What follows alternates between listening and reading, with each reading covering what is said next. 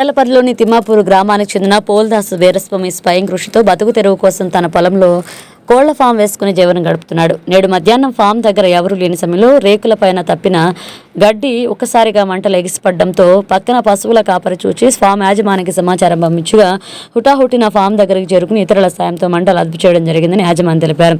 మంటలు ఆర్పడంతో సహకరించిన వారు తప్పెట్ల దుర్గయ్య, మన్నే ప్రవీణ్, మరొక నలుగురు మంటలు ఆర్పడం జరిగిందని తెలిపారు. షేంపేటలో బ్యాంకు కాడికి పోయి పైసలు తీసుకుందామంటే పోతే సిగ్నల్ లేదు.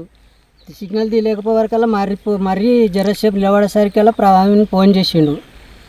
ఇట్లా మామ షెడ్డుకు తలగబడుతుందట, లేవా ఏడున్నామంటే షేంపేటలో ఉన్నంటే షెడ్ తలగబడుతుందట, ఒకసారి పో అంటానంటే ఇక అంతట్లోనే మా పిల్లగాడు వచ్చిండు. ఆడికి మా అల్లుడు వచ్చి ఇక బిడ్డకి ఇట్లా సంగతి అట నువ్వు వేడిపోయినావు అంటే నేను షేంపేట కానీ వచ్చిన మామ అంటేనే ఆ పిల్లగాడు అన్నాడు. అంటే సరే పోదాం పారం కాడికి దబ్బునని ఊరికొచ్చినాం. ఇక మళ్ళీ నీకు వీళ్ళు షెడ్డు కాడ ఇంకొక షెడ్ అయిన దుర్గా, ఈయన ప్రవీణ్, ఇంతమంది దుర్గా కొడుకులు అందరూ వచ్చి అందరం ఎక్కి నీళ్ళు అందిస్తున్న కొద్దిగా సలాపినాము.